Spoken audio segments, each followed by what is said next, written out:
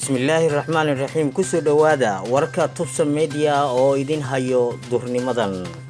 Kulamo xal loogu raadinayo sidii loo soo afjari lahaa khilaafaadka maamulka Galmudug oo ka soconaya Dhuusamareeb xarunta gobolka Galgaduud.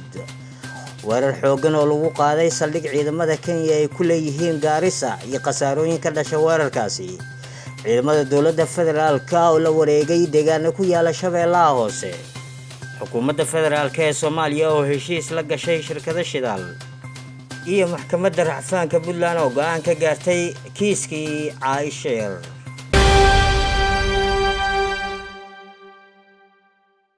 intaasi waa qodobada ugu dooran warka Tubsan Media. Haatanna waxaa maqli doontaan oo daawan doontaan warkaasi oo faahfaahsan.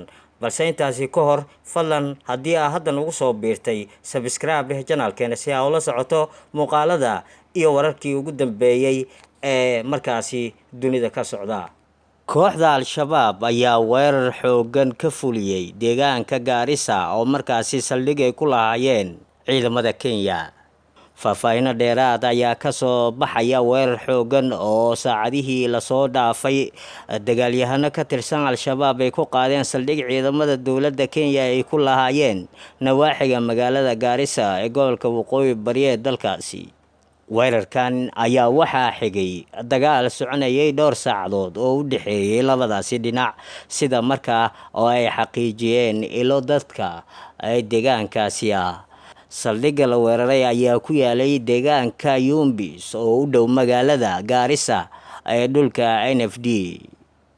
Al-Shabaab oo war ka soo saaray weerarkaasi ayaa waxa ay sheegeen in dagaalka ay kula wareegeen saldhigga ciidamada Kenya ay ku lahaayeen halkaas isla markaana ay ku soo furteen saanad military sida ay hadalka u dhigeen. sidoo kale warka ka soo baxay Al-Shabaab ayaa intaasi ku daraya in ay dab qabadsiinayeen xarun ay shirkadda isgaarsiinta Safaricom ay ku lahayd deegaanka Yumbis kadib markii ciidamadii ilaalada ka ahaa ay goobta ka baxsadeen. dhanka kale taliska ciidanka booliska ee dalka Kenya ayaa ka hadlay dagaalkaasi iyo weerarkii ka horeeyay intaba. afayeenka booliska dalkaasi Charles Owino ayaa shaaciyay in ay iska caabiyeen weerarkaasi lagu soo qaaday ciidamada.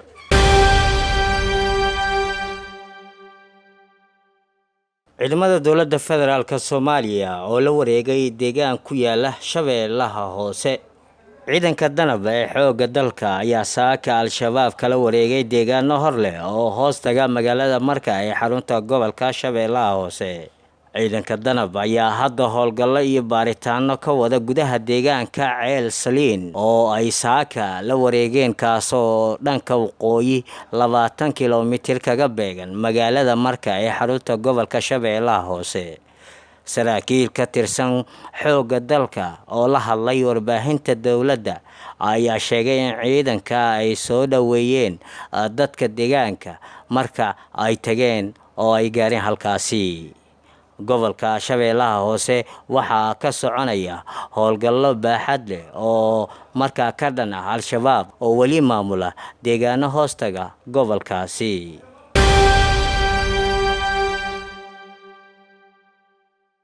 wasaaradda batroolka iyo macdanta ee xukuumadda Soomaaliya ayaa shaaca ka qaaday inay dib u soo celisay heshiisyadii dowladdii dhexe la gashay shirkadaha Shell iyo ExxonMobil oo muddo 30 sano ku dhawaad dalka ka maqnaa. wasiir ku-xigeenka wasaaradda macdanta iyo batroolka ee xukuumadda Soomaaliya mudane Maxamed Cabduqaadir Hilaal oo la hadlayay wakaaladda wararka qaranka Soomaaliyeed ee Soona ayaa u sheegay in wasaaraddu ay heshiis la saxiixatay shirkadaha caalamiga ee Shell iyo ExxonMobil kuwaasi oo haatan ka baxay xaaladihii ku qasabtay in waddanka ay kaga baxaan tan iyo burburkii dowladdii dhexe ee dalka, isagoo intaasi ku daray inay aqbaleen inay bixiyaan dhammaan xuquuqihii lagu lahaa kuwaas oo markaa ku salaysnaa qandaraasyadii ay la galeen xilligaasi dowladdii dhexe ee dalka ka jirtay. ayagoo markaasi intaasi raaciyay inay dhowrayaan habraaca ku xusan sharciga shidaalka dalka.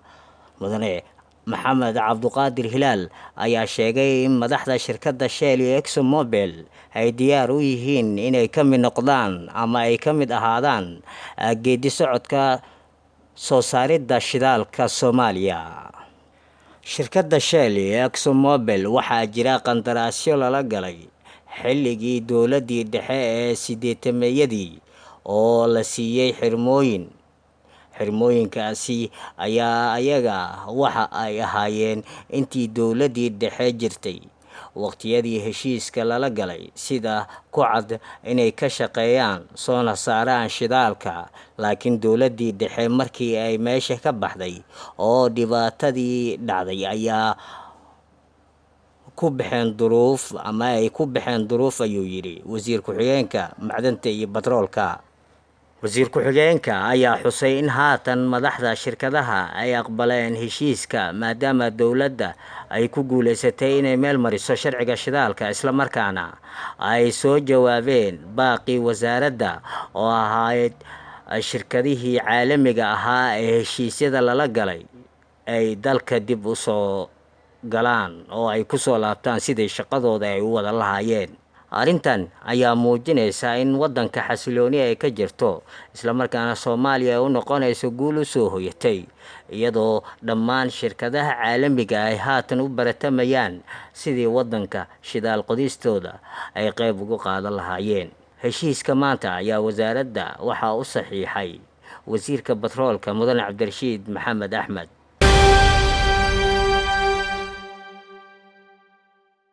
maxkamadda racfaanka gobolka Nugaal ayaa lagu wadaa in maanta ay dhageysato dacwadii ilaa 3 eedeysane oo loo haystay kufsigii iyo dilkii loo geystay Caaisha Ilyas Aadan oo 12 jir ahayd.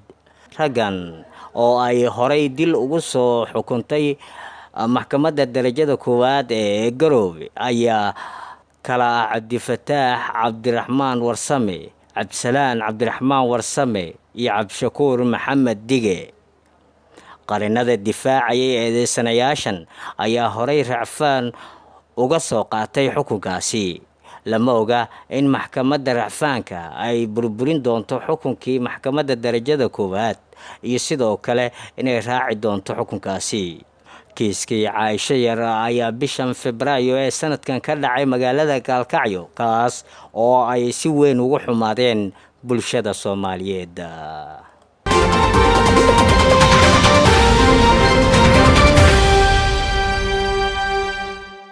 guud ahaan wararkeennii intaasi ayaa ku soo gabagabeynaynaa. Dhammaan waa ku mahadsantihiin la socodka iyo daawashada warkeena. Fadlan subscribe deh warka xiga intaan dib ugu kulmi doono.